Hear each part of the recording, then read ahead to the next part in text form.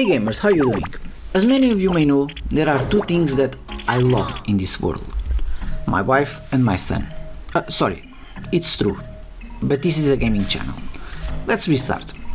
Like I was saying, there are two things that I love very much in this world. I love my beloved Spectrum and Capcom. Spectrum was my first gaming system and will always have a special place in my heart. And Capcom is my favorite gaming company. So in this video I'm going to talk about a few Capcom games in my beloved Spectrum and see if those games have my approval or not. And please keep playing and talking about the Spectrum to keep this wonderful system alive and healthy. And yes, these games are outdated, like all current games are going to be one day.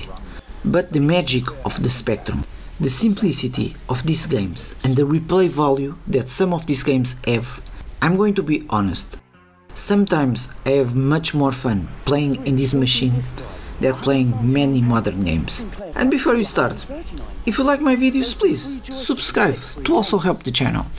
Now, let's start. Mercy. Mercy is the follow-up of Commando.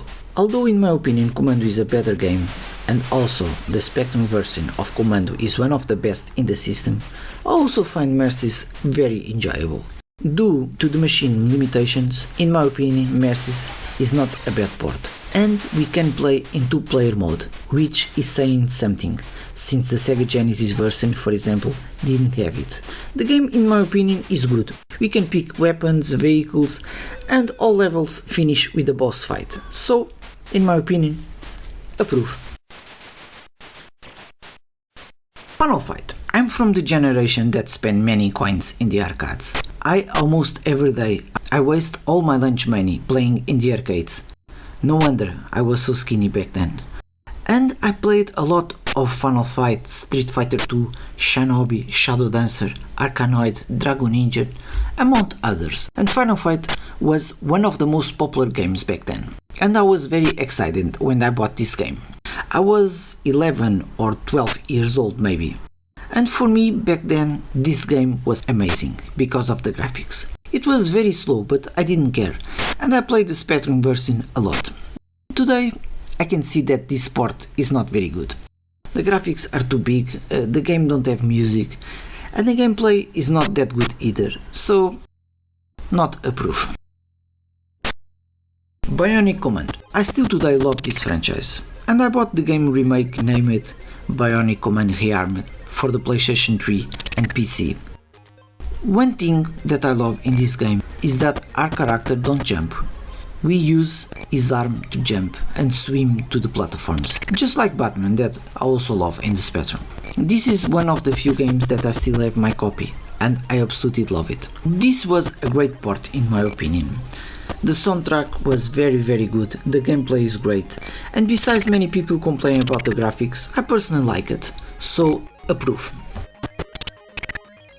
Gunsmoke. I had this game with a different name, Desperado. I don't know if my copy was from Spain or if the game have a different name in the Spectrum. The game is a little like Commando or Ikari Warriors. I bought this game when I was a kid because, influenced by my dad, I started to see some Western movies, and back then The Good, the Bad and the Ugly was my favorite. Possibles, it still is. And this game have a kick-ass cover. So I bought it the first time I saw it, and it was a good decision to buy it. This was a very good port. The graphics in my opinion were very good, and the gameplay, just like many Spectrum games, is simple but fun.